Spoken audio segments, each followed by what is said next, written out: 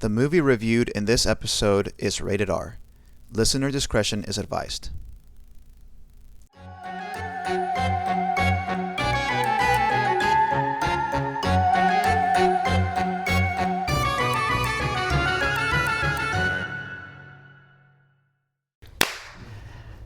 Good evening, everyone, and welcome to the Scary Movie Nights podcast, a bi-weekly podcast where the scares are real, but the friendships and your dreams are realer. This week, we will be reviewing the classic Wes Craven film, A Nightmare on Elm Street, released in 1984. That's Mariana. And that's Joan. And we are your hosts for the evening. But first, Mariana, let me ask you, what had you dreaming this week? Thank you so much for asking. I actually prepared my answer this time. Love. But I was dreaming. I've been thinking about sushi a lot. Yes! And there's this sushi restaurant that Logan and I went to for one of our very first dates, and they have like these specific rolls that we really love. And we went there this week, and we like planned it, and it was a date night, and we went to Miyako. Shout out Miyako's on Washington. And please describe these rolls in great detail, because I love sushi. So we have like 3 rolls that we get. We get like 2 of one that we really like. It's called the S&M, and it's like salmon, avocado, like rice, and then the whole thing is like deep fried, know. And that one's not on the menu. And that one's not on the menu anymore, so when we order it, they'll still make it for us. And then on top, it's like a little dollop of Kewpie mayo and sriracha. And then it's like sitting in a bed of eel sauce, which I love. Oh, I love eel sauce. And then the other one, oh my God, I'm getting hungry. The other one, all you can eat sushi tonight, is a popcorn shrimp, which is like a crab meat roll with a like fried shrimp on top and then honey butter. Shut up. That sounds amazing. I know. And the last one, it's like breaded shrimp is like on the inside. What do you call that? Panko, whatever. Yeah, okay. The shrimp, and then it's like rice, and then they put like strings of crab on top with like sriracha and mayo on top of it. Holy guacamole. Bro, it's so good. We gotta go to Miyako's. Honestly, it's so like, now I'm hungry. Dang. Oh my God. Yeah, so that has me dreaming this week. Daydream about that sushi. That popcorn shrimp. Literally. Like, that's so Raven. Wait. I have sushi in my future. Can I reveal something? When I first arrived to the United States and I heard about popcorn shrimp, I thought that they used popcorn to make the popcorn shrimp. Girl, me too. Wait, okay. I was like, what is the popcorn shrimp? How do you make popcorn out of shrimp or shrimp out of popcorn? Or in my head, you know how you can do like breading with like cereal? Like you can use that to bread chicken and make it really crispy. Yeah. I thought it was something along those lines where they pop popcorn and then maybe like blended it so it can be really small and use that for the breading and then fried it. I don't know. Maybe I should try making this one day, but okay. Joan, what had you dreaming this week? So it was our spring break. And I did so much cool stuff. Like, first of all, Logan, bro, playing Magic with Logan was like one of the highlights of my week. I ate like an asshole, gained like 15 pounds. I don't care. That being said, I do have to go back on on my deficit. No, because like, okay, so the scale today says 185, which most of it is BS. Like, I didn't actually gain, 10 pounds, whatever it was. Most of it's gonna be like water weight. And like literally just food that hasn't like digested through and like yet. Your hopes and your dreams and your wonderful personality. Exactly. No, that's all in my ass. Yeah. My personality actually lives in my ass. That's why we have big personalities, Yeah, that's why we have big personalities, correct. And that's why Brian loves me so much, for my personality. Your big personality. That is very bubbly. I'm sweating. Back to spring break. It was awesome. I got to spend lots of time with Brian, which I always love. I love you, babe. And I love like, you, babe. what else? I love you too, husband. Anyway, spring break.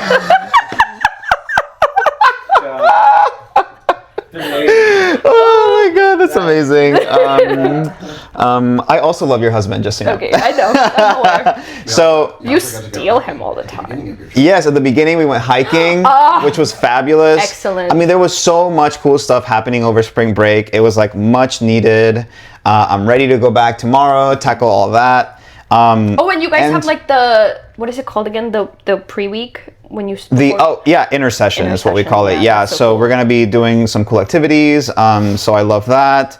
We went to Kelly and the rodeo yesterday, which was fabulous. And yeah, I mean, this whole week was like a dream. Like it was good.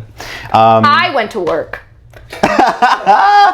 Yeah, you don't get a spring break. No, I huh? don't get a spring break. Yeah, but is it gonna be chill? It should At be least? chill. It's this following week, so Okay, it's chill. It's okay, chill. good, It's good. all good. It's all good. All right, well, enough about that. Let's scrape our nails. Okay, wait. I'm gonna add that to my bad. Really fast. For A Nightmare on Elm Street 1984. I think that might have been our bad for Jaws too. when he did that. I can't. Oh, I can't. It like. I can't. They did that way too much. Yes, they did. I was like, they could have done it once for Yes. effect and then left it, but they kept doing every doing dream it. sequence was Oh like my god! scraping No, on the. my like, I have goosebumps. Yeah, I hate know. it. Anyway, so listener, if you have not watched A Nightmare on Elm Street, we are doing our spoiler-free section first, where Mar's going to give us a no spoiler synopsis and hit us with some trivia. So if you haven't watched the movie, it's safe to listen to. Mar, take it away. Okay. A Nightmare on Elm Street, 1984, is a supernatural slasher film about a freaky dream dude in an ugly sweater. And then I was like, I feel like that's not a good synopsis, so I added more. It is a supernatural slasher film that follows teenager Nancy and her friends who are all having the same dream about the same mysterious knife-handed man. Nancy must figure out how to not succumb to this man.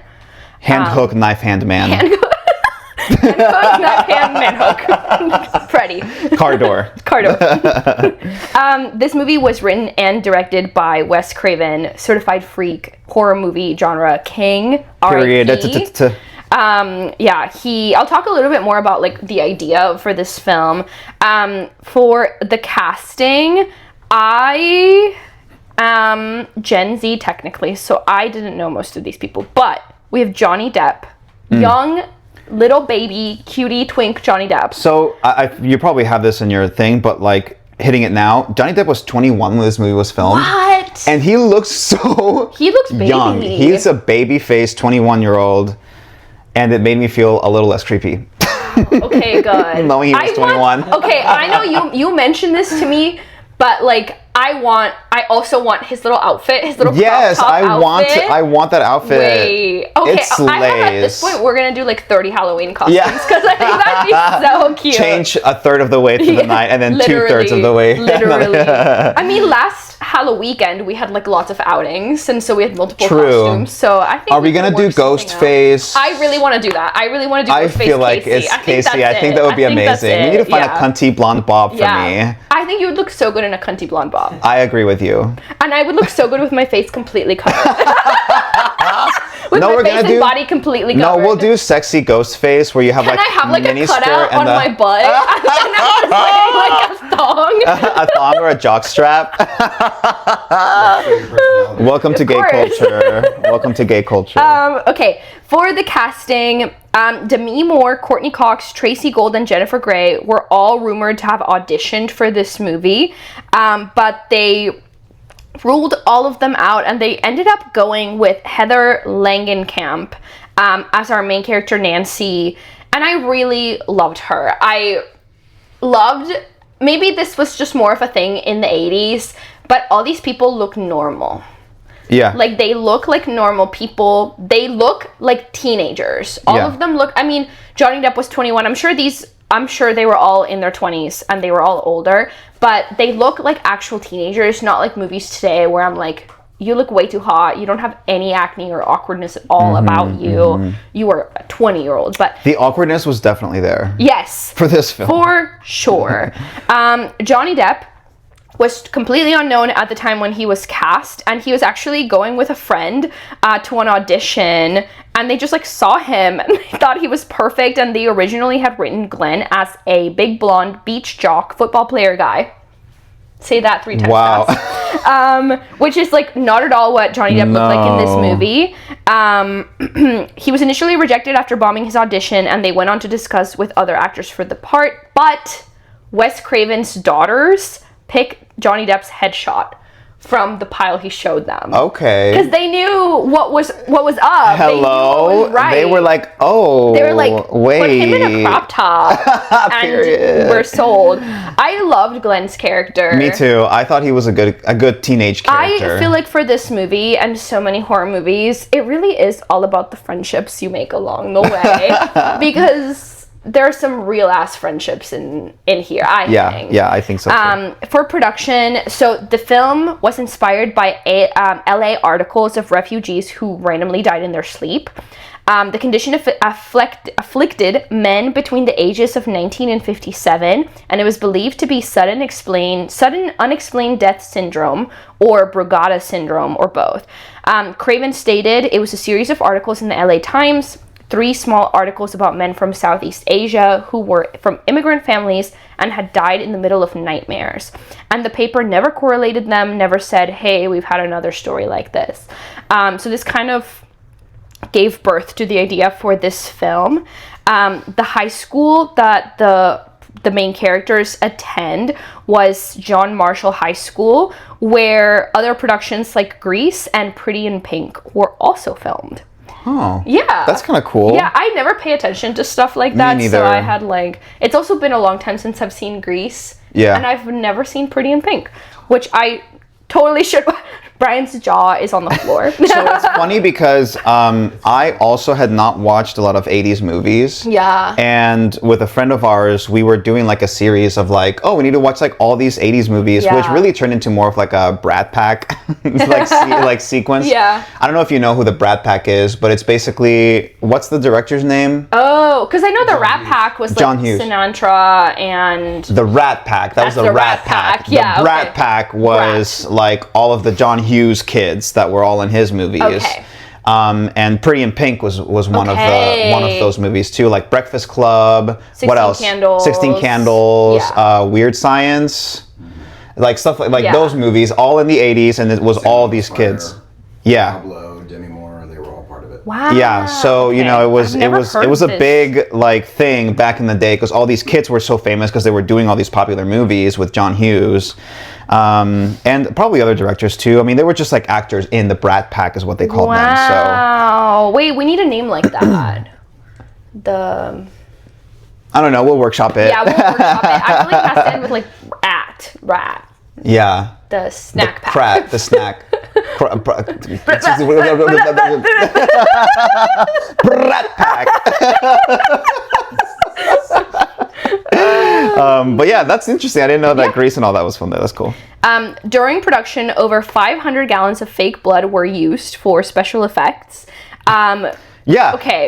There's this one part. This is definitely spoilers. So I'm gonna save this. I'm gonna highlight it so I remember to come back to it. But that scene, by the way, we'll talk about it more later. Insane. Oh my god. Yes. I love 80s movies. I'm always like, every time I watch one, I'm like, this is so good, and then I'm like, of course it is. It's from the 80s. Yeah. Like, it's excellent. Okay. I feel like a lot of these are spoilery. Okay. We can move on this from that. one, all of the boiler room footage in the film was shot in the basement of the Lincoln Heights jail in LA, which was condemned shortly after production wrapped due to high levels of asbestos. Oh my god. Dude. The real killer. Dude, the 80s and 70s movies really were trying to kill their actors and their crew. Like, truly. All these people, oh my god. Truly. Okay, some miscellaneous details here. By Wes Craven's account, his own adolescent experiences led him to the name Freddy Krueger. He had been bullied at school by a child named Fred Krueger. How shitty must this child have been to have been named? And I think he was also named in another of Wes Craven's films, but this one is like straight up the name, like Freddy Krueger. Fred, I hope you know what you did. Fred knows what he did, Yeah. and he deserves it. I wonder if Fred was ever like, damn, I should apologize. Literally. Maybe not. I don't know. Kane Hodder, who would later be best known for playing fellow slasher icon Jason Voorhees, was among those who Wes Craven talked with about the role of Freddy, which is kind of cool. Yeah. This movie had a $1.1 million budget. It premiered in the US with a limited theatrical release on November 9th of 1984, opening in 165 cinemas across the country, grossing $1,271,000 during its opening weekend. Okay, good. It went on to make more money after that. course, That was yeah. just the opening weekend, but just So it an made all opening the money weekend, back. It made all its money back. Oh, perfect. That's good. And this movie, oh my god, I feel like I had added more stuff, and I don't know where it went, but Well, a lot of it's kind of spoilery. well, it's no, like for one, like the production company that produced this movie, like they call it like the house that Freddy built. Because they were kind of like struggling financially, and then they put out this movie and it literally like changed the game for them. So What was the production company? Do you remember? Let me see.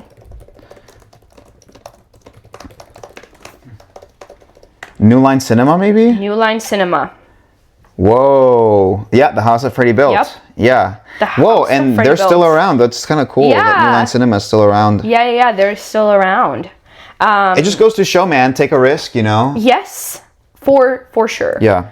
For sure. Okay, that's my research. I have Great. some more stuff. It was pretty brief. I that's on me. I could have added more. No, you're good. I'm always really intimidated by the classics.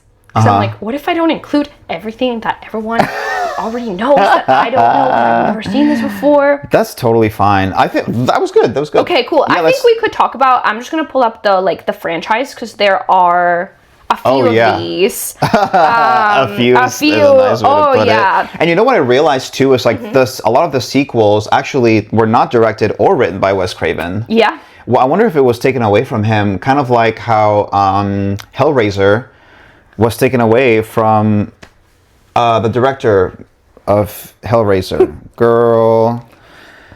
Oh my god, we're fake fans. Oh my God, Clive Barker. Oh yeah. I think he directed like one more. Yeah. And they were like. And then they were, yeah. Well, no, he did Hellraiser. They took it away from him. And they brought him back at Right. some point They down the did line. bring him back later. Yeah. But then that was the only other one that he did, which was messed up. Yeah. So we have A Nightmare on Elm Street, A Nightmare on Elm Street 2, Freddy's Revenge, A Nightmare on Elm Street 3, Dream Warriors. That's so fun. Dream Warriors. So cheesy. Yeah, it is cheesy. A Nightmare on Elm Street 4, The Dream Master, A Nightmare on Elm Street 5, The Dream Child, Freddy's Dead, The Final Freddy Nightmare. has a child. Wes There's only Craven's one New thing worse than Nightmare. a... A child. Freddy vs. Jason, and then A Nightmare on Elm Street, which came out in 2010, and I think that's like a full remake. I'm gonna open this. Is it a New Nightmare?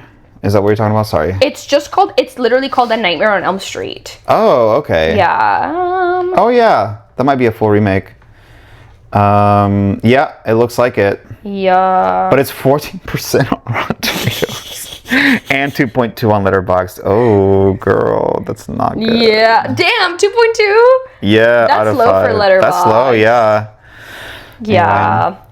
I haven't seen. Have you seen any of the other Nightmares on Elm We Street? watched the sequel, the number 2. Number 2, Freddy's because I heard that it was extremely queer coded. Okay. And I will say, yes, it is. Yes, it Okay. 100% is. Do you remember Swallowed? Yes. Okay, the old man that's the antagonist in the second half. He's the main character in the second No Freddy movie. way. Yes. No way. And yes, it is very gay.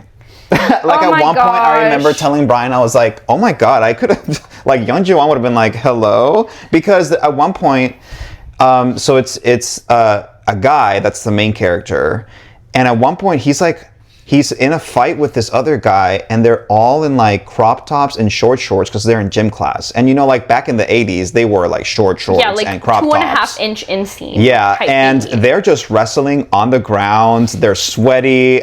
There's like a jockstrap involved at one point. Oh my God. I was like, this is gay. This is gay as hell. This is so gay. And yeah, so maybe we should do that one too. You shouldn't call things gay when you mean. I also really want to watch Dream Warriors because a lot of people really like that movie. I'm not saying it's good, but I think just for like the culture, you know, for the lore. Yeah. So, yeah, we might watch. Yeah. We might watch number 3. We'll see. Dude, I really hope one day this blows up and we don't have day jobs and we can finally release the Swallowed episode. Yes, 100%. The Swallowed episode was really good, actually. The Swallowed episode was good, but yeah. It's spicy. It's spicy. It's spicy. Because of the, I mean, if you've seen Swallowed, it is a spicy movie. Yeah. So, it was really good though, and I really liked it, and it was like very different. And it was different. It was like, was it like almost like an indie film? Like, kind of, yeah. Low budget, like. For me, it was all right. But you'll have to listen to the episode to find out. I liked it. I thought it was good. Awesome. Okay. Thank you, Mar. Now, we are going to be moving on to the spoiler section. So if you have not watched the movie, go watch it real quick and then come back and listen to the rest of the episode if you care, or you can keep listening. So, okay, what'd you think? Wait. Let's go back. Okay. Rewind. Okay, during production, over 500 gallons of fake blood were used for special effects. For the blood geyser sequence, the filmmakers used a revolving room set that was used for Tina's death, which, by the way, crazy. That was crazy. That was crazy. While filming the scenes, the cameraman and Craven himself were mounted in fixed seats taken from a Datsun B210 car while the set rotated. So I think they were like they were upside down. The film crew inverted the set and attached the camera so that it looked like the room was right side up, then poured the red water into the room. They used dyed water because the special effects blood did not have the right look for a geyser.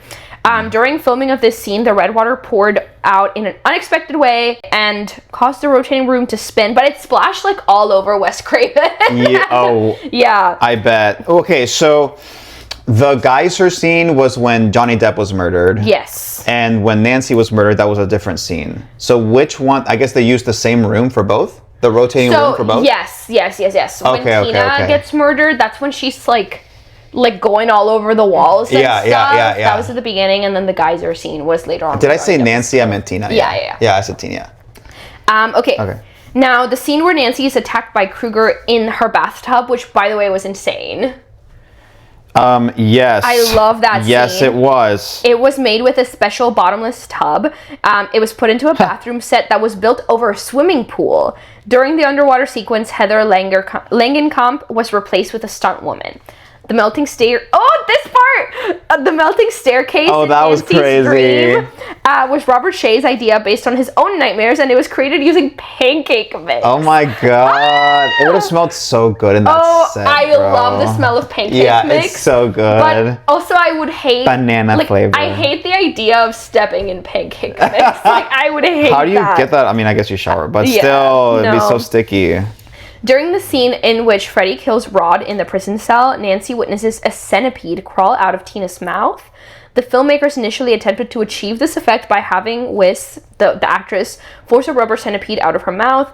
It was seen in the final film. The effect in the final film, though, was by using an actual centipede crawl out of the mouth of a clay sculpture of her likeness. I had a heart attack before you said that. I think centipedes they're poisonous, right? Or venomous, right? Yeah, I think centipedes are. Yeah, because like that makes me think of, have you seen that one Billie Eilish music video where there's like a spider crawling out of her mouth? No. She did that for real. Like she for real had a spider in her mouth. Billie. Crazy. But I feel like if it's like a centipede, which is something that can like bite you and like cause you harm, then maybe let's not do that. No. But also like if I were that actress, I would have been like, no, even if it was harmless. During filming, the centipede was temporarily lost on set. Be free. Be free, little guy. I hate centipedes. They're so creepy. Yeah. I can't do it. Okay, now that's it for my research. So now we can talk about what we thought of the movie. Joanne, what did you think of this movie? I thought it was good. Like, I think it's a classic for a reason. Yeah. I think there's a lot of themes and like the concept itself is so creepy, and it obviously shaped a whole generation of horror. You know what I mean? So I definitely like give it kudos for that. Agreed. I think now like I thought that the movie was good. You know what I mean? Like, but I think that's from the lens of just now. I agree. Watching it now, to where there was something missing for me, and I really don't know what it is. And I just think that it's just my sensibilities as like a 30-something-year-old. Our tolerance is too high. Yeah, I think horror. so too. It was a little corny at times. I had a really long day when I watched this movie. Did you fall asleep? But all the talk about sleeping, I was like... That's so funny because I watched this movie literally last night after we've like gone to the rodeo. Oh my god! And I had some libations, perhaps. Libations. So like the 30 minutes at the end of the film were a real struggle, and Brian was like, "You're gonna miss the end of the movie," and I was like, "It's fine. I've already watched it." And yeah, it felt long, even though it wasn't a long movie. It was an hour and a half. But for me, it was like a Friday night. I'd had a long day, and I was laying on the couch, and I was like, I think maybe the problem really was once Nancy was like, "I'm gonna get him," she didn't have enough personality to drive that home. I agree.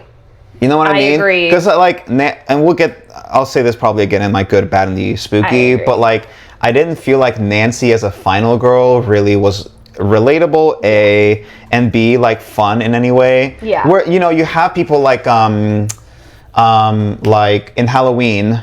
Jamie Lee Curtis. Jamie Lee Curtis, thank you. I was drawing a blank. Jamie Lee Curtis, like, I liked her a lot because, like, you almost wanted to, like, relate to her. Like, oh, she's just, like, working her gig and, like, she's taking care of these kids, whatever. Nancy, I don't know why, I just, like, didn't, like, it was fine. Yeah. Do you agree? I mean, am I crazy for that? Okay. Also, like, dude, what the fuck? Her parents were so irresponsible. Like, her parents, like, her mom put bars on the windows, but, like, they let her go out and do all this stuff, and her dad was like kind of an absent father, low key. Yeah. Also, did you notice that the cop was the same cop from Black Christmas? No, yeah, that was the same cop? It's the same cop. Whoa. Non-cop fellatio. Oh, okay. Like the detective guy. Oh, yes. Yeah, I did notice that. Yeah, I did notice. But, I mean, why did she have bars in the... Do you know why? Because... Was that ever explained? Was it because of Freddie? Well, Tina died. Yeah. And they... Also, her dad used her to catch Roy. Is Roy his name? He totally used Roy. Nancy as bait. Because they were watching her ass. Literally, they were watching her ass. That was so creepy, that guy in the black suit just like lurking near the tree, and then he disappears. Literally. I'm like, what the hell? I think maybe that was like they were trying to make it like, oh, it might be Freddie sort of thing, like somebody stalking her or whatever. But it came across differently. It was very Men in Black conspiracy. I totally agree with what you said about Nancy, and I liked her, but she was kind of like... It was vanilla. Bland. Yeah. Milk toast. I think also, like, I felt like the chemistry between her and Glenn was, like, okay. Yeah. I don't know. I was also really upset when Glenn fucking fell asleep. I was like, you had one job, Glenn. Also, midnight. Like, they're acting like these kids aren't awake till 4 a.m. You know what was crazy? Like, his mom comes into his room and it's, like, 11:57, and he's like, oh, no, it's, like, 11:45. 15 minutes from midnight. And then from 11:45 to midnight, he's like, passed the fuck out. I'm like, sir, you couldn't stay awake for 15 minutes to go to your girlfriend's house? Like, crazy. And also, I don't know. I feel like he could have found some way to entertain himself for 15 minutes so he doesn't fall asleep. Yeah. And they're acting like, oh, he's so sleepy. I don't know, girl. I mean, well, had he been awake, maybe he was like not sleeping well already or something. I think he was sleeping. She hadn't slept in 7 days. There's no way. That's not even like a reality. I do love the scene where her mom is walking out of her room with like 10 coffee cups. Yeah. And then she like opens her little nightstand and there's a coffee maker in it. She's hiding. She's smuggling coffee. She's a drug smuggler. She is a caffeine addict. This is the true message of this film. Oh my god. And you know what's kind of cool about this concept though of like the dream villain or whatever is that like, well, A, you have to sleep. Like, you can't not sleep.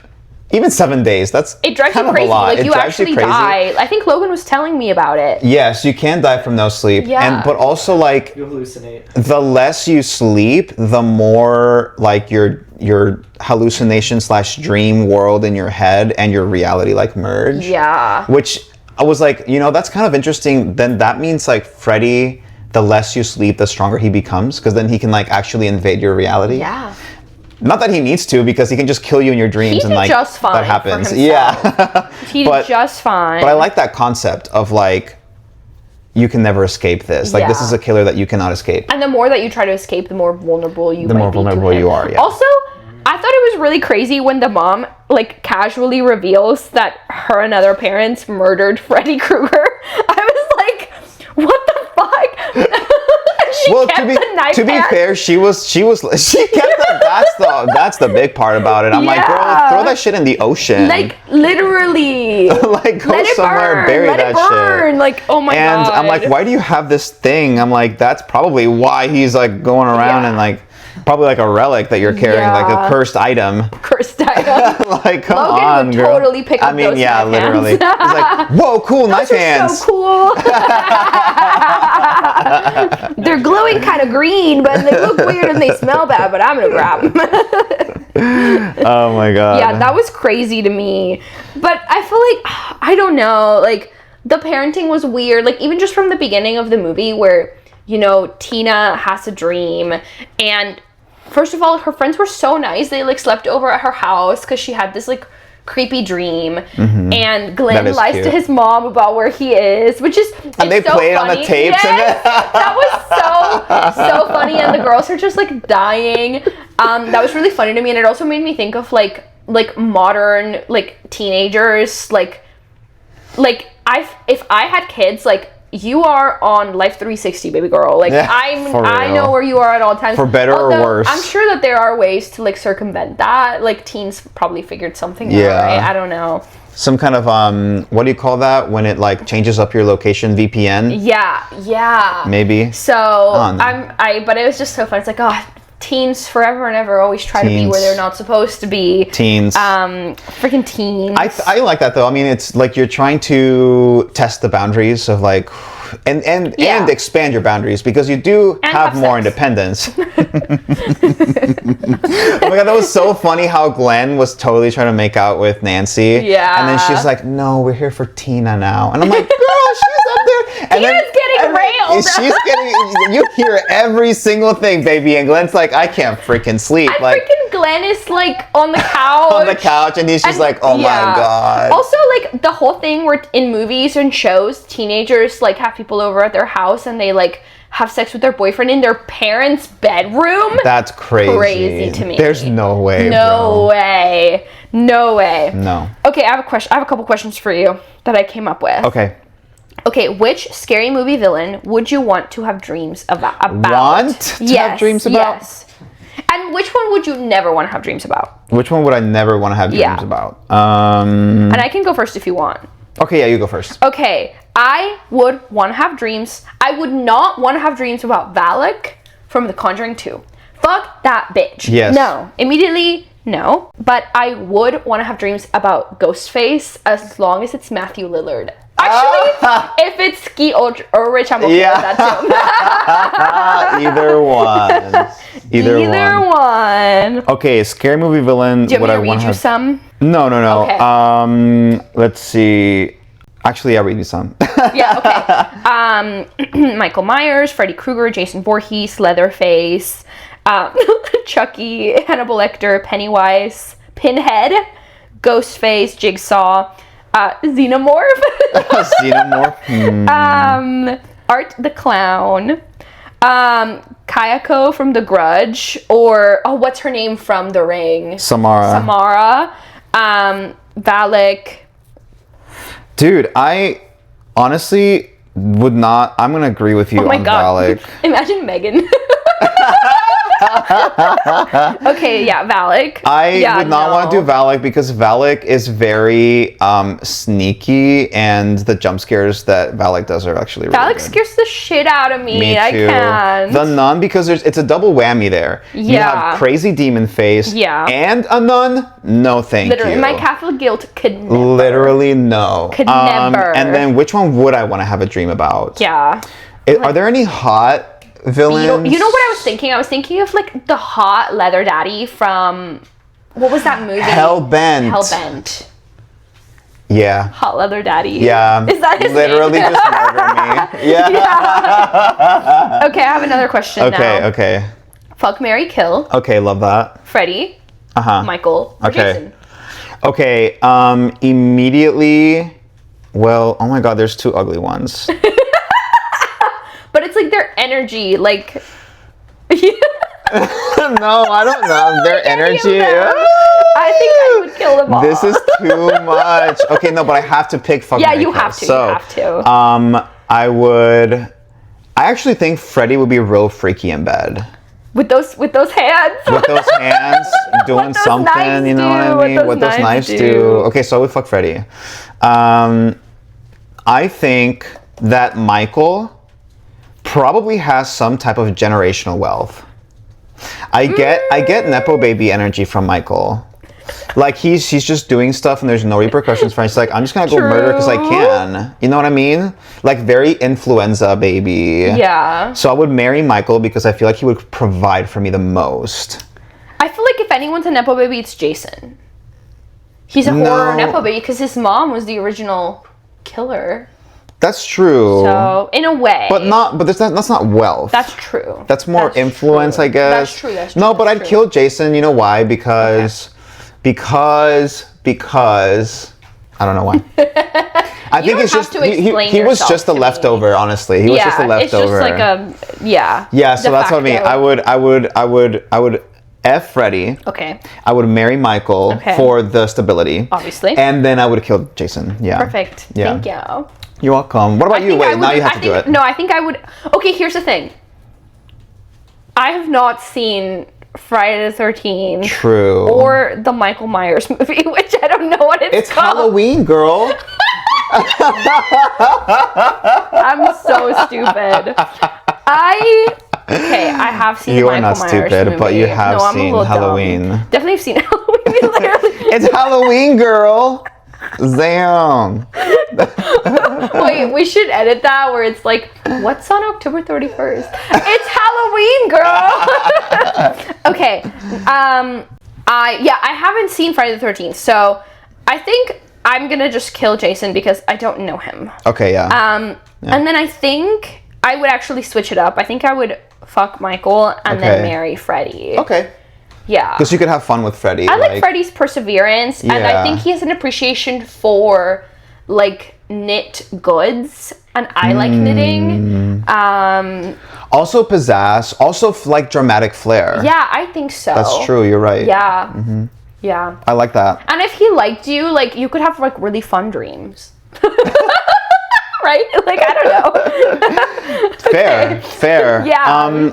I will have a question for you. Okay, so, ask me. Freddie as a concept. Yes. Do you think that he was promoted in hell to like demon status? The reason I ask is so he has that song, right? Like 1, 2, Freddy's coming for you, which by the way, so creepy. Was a creepy song, but also they didn't like do it right, in my opinion, because there's like 1, 2, Freddy's coming for you. And it was like so monotone. Yeah. I was like, girl, have a little bit more flair with that. Musicality, crescendos. Something. You know what I mean? Girl, give staccato, literally. Harmony. Oh my god! You know what? Stick to jump roping because the singing is not working out for you. Anyway, so like. At one point, there's a line in the song that says, grab your crucifix. Yeah. And I'm like, why would that help? They literally like had the whole crucifix thing and like Tina's crucifix falling on her head and it falls on Nancy later too. And it like gives something of like this is supernatural. And that was it. That's where they stopped with that. Yeah, I didn't understand that. I feel like the crucifix is more demon lore related. I think so. As opposed to like creepy ghost guy. So I'm thinking Freddy low-key got promoted. Like Satan was like, hey, I like the way that you murdered children. Can we talk about this? Step into my office. Step into my office real quick. Look over this contract. Yeah. Do you enjoy? Yeah. So I don't know. Maybe. I think. This is completely. One of the things that I interpreted from this movie is that like you are the one who gives Freddy power. And so my interpretation was like Freddy got this power from like all the negative energy that people put into him, like all the parents getting together to murder him, which is crazy. And then like he's infiltrating all these dreams and then people like thinking about him, like that gives him more power as well. But I just like didn't see like the whole like crucifix thing, like it just didn't tie in for me at all.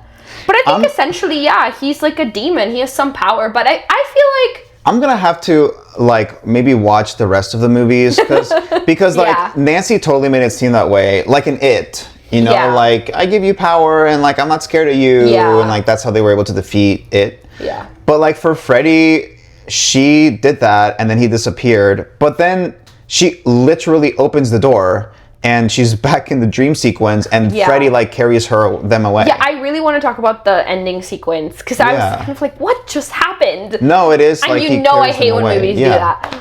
Now Nancy comes back in the third film. Okay. She does, and I haven't seen it, like Dream Warriors or whatever, but I think from what it is, like it's like they're fighting back against Freddy. So it's for me it's not giving like oh, we give Freddy power. I think Freddy just has the power. Oh my god, they glowed her up. She looks so much better in this one. Okay, period. Maybe they gave her some like curl cream or something. Her hair was so frizzy. I was gonna say something really mean. I was like, oh, did they glow up her personality too? They gave her a fat ass. All tea, all shade. All tea, all shade. Also, like whenever she was just fine. She has that dream and she gets like a gray streak in her hair. I was like, oh yeah. They could have splurged on better extensions for that. It looked so bad. It looked like the shit you get in Party City. Oh shit!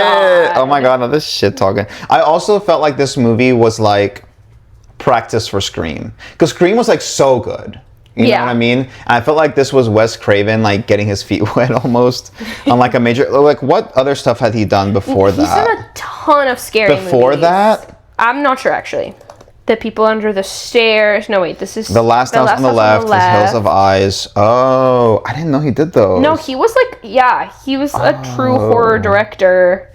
The Last Anyway, what were we saying? Oh yeah, that was Wes Craven before, but he made obviously the original Last House on the Left. No, I don't know. I mean, okay. Let's do the good, the bad, the spooky. Okay. So that we can discuss a little bit more about like our feelings and thoughts on the movie and how it was. Let's do it. So what's your good? I love the premise of the movie. I think it's so interesting. I personally really love sleeping.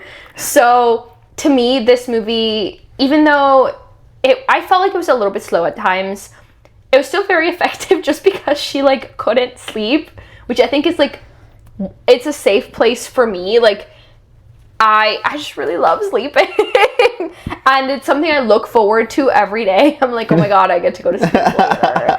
So like not being able to go to sleep, or just like thinking about that feeling where you're like exhausted and like, you know, like where your head feels like it weighs 10,000 pounds and you're just like, like that feeling is so miserable when you can't go to sleep. Like when you're sitting in class and you like, you need to stay awake. It's just the worst feeling. Yes. So kind of with that in mind, it felt like that was really effective. It was so aggressively 80s, which I loved. I loved the costumes, which was probably, people in the 80s would just call them clothes. I also loved young Johnny Depp. Oof. He was so cutie. Dreamy even. He stole the show. He really did. Oh, you got that? Yeah, I got that. He was totally dreamy. Dreamy man. I also that crop top is doing so much for him. The crop top sweatpants combo. Great job. Whoever was like, we're gonna put you in a crop top and sweatpants. Yeah. Where is your Oscar? Thank you. And thank you. Yes. The Oscars are tonight, by the way. Oh yeah, that's right. Sinners sweep. Manifesting that for sure. Sinners so good. My coworker is a really big movie buff, and he was like, Mariana, why do you want Sinners to win? I was like, because it's a fucking horror movie. That's it. I just wanted to win because it's a horror film. And it's also incredible. It's an incredible film. Yeah. It's excellent. I do think One Battle After Another is going to win. Best Picture. I guess. Just because of the times. I'm not happy about it. I want Sinners to win. Yeah. But I think the way the way these award shows usually go, I feel like it'll probably be One Battle After Another. But Sinners is fucking excellent. Yes. But yeah, largely I wanted to sweep because horror movies don't get their flowers, and this movie absolutely should. And I really want Michael B. Jordan to win Best Actor because he literally he played two roles. He played two fucking different roles. Yeah. And slayed. But I think it might go to Timmy. I guess. Okay. I also loved the Freddy car at the end. That was so weird and so campy, and I loved it. Yeah. That's my go, Joanne. What's yours? I think the jump scares are actually really good. Yes. They're like still pretty effective. I agree. You know what I mean? I think the concept of Freddy also was really cool. Yeah. Actually, I'll talk more about that in my bad. And I think the setup to the Freddy lore was done really well. Yeah. Freddy is such like a creep and such a mysterious figure almost, while still being so in your face about just who he is.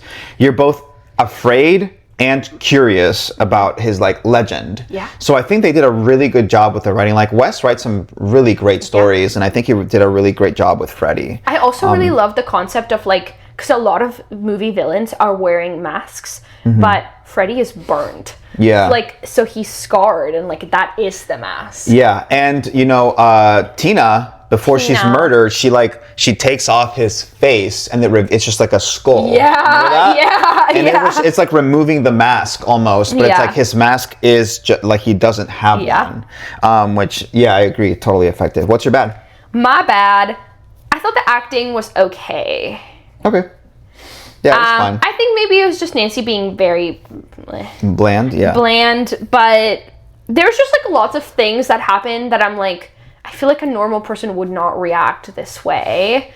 Or I feel like all the stuff, like the fact that she got to go visit Roy, like while he was being held like in jail, like I feel like a police officer dad would never let their daughter do that. Didn't she like do it behind his back though? No, she goes with Glenn to talk to him, and she's talking to like a lesser officer, and he's like, come on, Billy, like you gotta let me in. And then her dad pulls up, and she's like, what are you doing? And then she's like, please let me go. And then she like runs down there, and they all witness him dying, or they all witness him like hanging. And I was like, no, I feel like they wouldn't let you back there if you're just a civilian, you know? Yeah. So that was kind of like a little bit, it throws me off a little bit. What else was bad? Oh yeah, her parents. And they were all like low-key latchkey kids. Like the parents weren't really paying attention to their lives all that much. Which is ironic because they murdered someone for them. Yes. Dude. Question, do you think it's okay to do that? They want the kids to be safe so that they can be latchkey kids, so they don't have to look after their kids. Oh, the real villains are the parents. The parents just want the freedom. They want to go out and kill Freddy so that they don't have to supervise their children. Yeah. Okay, wait. You asked a question. Yeah. Do you think it was okay for the parents to take matters into their own hands? I don't. Okay. I understand it. Because the only reason he was set free is because someone didn't sign something the right way. That's right. But he was convicted. That's right. And everything. I forgot about that. So let me ask you a different question.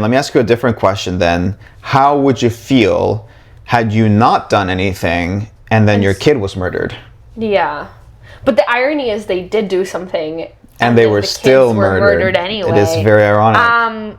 No, I think I'm not a parent, but I think I probably would also murder him. Yeah. What about you? Yeah, I would murder him. Yeah. I'd murder the shit out of him. I'm not even gonna lie. No, you're right. If I had a kid and I knew that they were not safe because this man for a warrant, I'd be like, I'm just gonna do it. And I believe in like restorative justice. I believe in people like paying their dues and growing and becoming better, but not for everybody. Certainly not rapists and murderers. I think the compassion needs to come before the murder. Yeah. Like I definitely think that like as a society we live in a society. I think that we need to like have more compassion, especially for young people. Yeah. Because if you raise somebody with compassion and kindness and like understanding, you definitely can avoid a lot of violent behavior. Yeah. Now, some people might just be born with like chemical imbalances that don't allow them to live in society. And so we need to like figure a way to like integrate people like that, help them, etc. But I do think like once people cross that threshold of like murder and they like to do that, that's kind of a barrier that once you cross that, it's really difficult to going back. And what I would say normally is like, let the justice system take care of it, but we all know the justice system is not perfect, far from it. Well, in this case, that's exactly what happened. Yeah. And he got off on a technicality, and I forgot about that. So no, he had gone off on a technicality, then let's take the man out. Let's have a little murder party. I think it was justified myself, and I think especially like the parents of like the murdered children, but and also like he's not going to stop doing that. Yeah. So, if it was one thing if it was like, okay, he's going to stop doing that for sure. Yeah. Okay, like I get that. Like let's reintegrate, maybe like maybe not forgive, but like we need to help somebody move forward. I agree with you. Restorative justice is very important. And especially for like petty crimes too, like if someone, steals or like minor drug offenses. Minor drug offenses, yeah. It's like, okay, let's help this person like learn other ways to do things but yeah. Anyway, so for my bad, it was like a little corny. Maybe I don't know because Wes Craven does corny shit, so I don't know if he was going for that. I'm not mad at corny shit though, so. I'm not mad at corny shit, but if it's done correctly, and I don't think that this was necessarily done all the way correctly, but it wasn't necessarily that bad. But I also felt like it was trying to be serious, and then it was a little unserious. I wanted it to like pick one or the other. Nancy was fine as a final girl. I didn't connect with her. I think her personality wasn't great. Yeah. I don't think she was a well-written character or even well acted. Bless you. Thank you. Also the crucifix part. I can't get over that. I'm sorry. I really just don't. They went as far as writing a song about it and including that in the song just for it to not really like matter. Yeah, it's just like the song is not. Anyway, that's my bad. What's your spooky? The spooky not being able to sleep. That was the scariest part for me. And also just as always, not being able to tell what's reality and what's not, like given the end of the film and how obviously it's a dream. Like we have the Cunty Freddy car, taking the Cunty Freddy convertible, taking them away into the sunset. But she up until that point when the car hood closes, it's like, oh, they're good. But actually, no, at that point I was already suspicious because it was like a dream sequence. Yeah. No, it was so weird. I was just like, no, I can't. But I love sleeping so much. I also thought the jump scares were spooky, and I think that's it. Yeah. What about you? I thought it was spooky how Freddy can shapeshift. Yeah. And turn into scary stuff. Like the long arms was crazy. Yes, I was like, yes, that was so funny. And then he starts running with the long arms. Yeah. I love. Okay, so let me clarify. Corny to me, let me clarify. Like Freddy being corny, that's not what I'm mad at. Okay. I think it was like the story, like plot, and like some of the teenager stuff. Like some of it was kind of corny that I was like, whatever. Yeah. Like the parent stuff, for example, a little bit corny. Not being able to sleep, like you said, that was creepy too. You have to sleep, and at some point, like your two worlds do start. Like you start sleeping while awake, if that makes any sense. Yeah. So this concept of Freddy becoming more powerful the more you try to avoid him is kind of a cool concept and pretty spooky in my opinion. Okay, let's rate this movie by how many letters you could fit on your joint. I could fit 3 letters on my joint. 3 letters on your joint? I'm gonna fit 3.5. Okay. Yeah. Okay. So that's a respectable amount of letters. That's a respectable amount of letters. That's enough to get the job done. Yeah.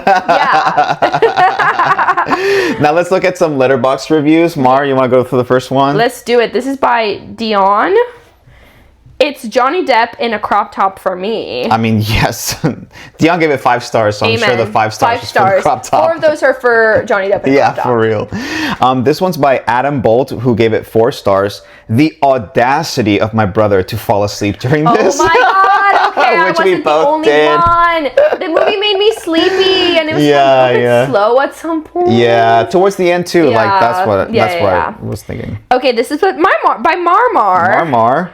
I wouldn't last 10 minutes in this franchise. Sleeping is literally one of my hobbies. Wait, did I write this? They gave it 3.5 stars. This one's by Sawa. 4.5 stars. A Nightmare on the Streets and A Nightmare in the Sheets. That's so funny. That's so funny. That's my favorite one so far. This is by John, who gave it 3.5 stars. I'm watching this movie before I get sedated for surgery, LMAO. Wish me luck. Imagine being sedated and Freddy's after you. You can never wake up. I can't. And that about does it for today. Thank you for joining us. If you enjoyed the podcast, tell your friends about us. And don't forget to like, subscribe, comment, and rate us 5 stars in whatever app or podcast service you use to bring on the spooks. Please follow us on our socials by going to scarymovienights.com or looking us up on any platform. You can also message us through our socials or by sending an email to spooky@scarymovienights.com. Tell us in the comments what you think about the original A Nightmare on Elm Street. How many letters could you fit on your joint? I'm Joan. I'm Mariana. And thanks for joining us for another Scary Movie Night. See you in 2 weeks. Stay spooky.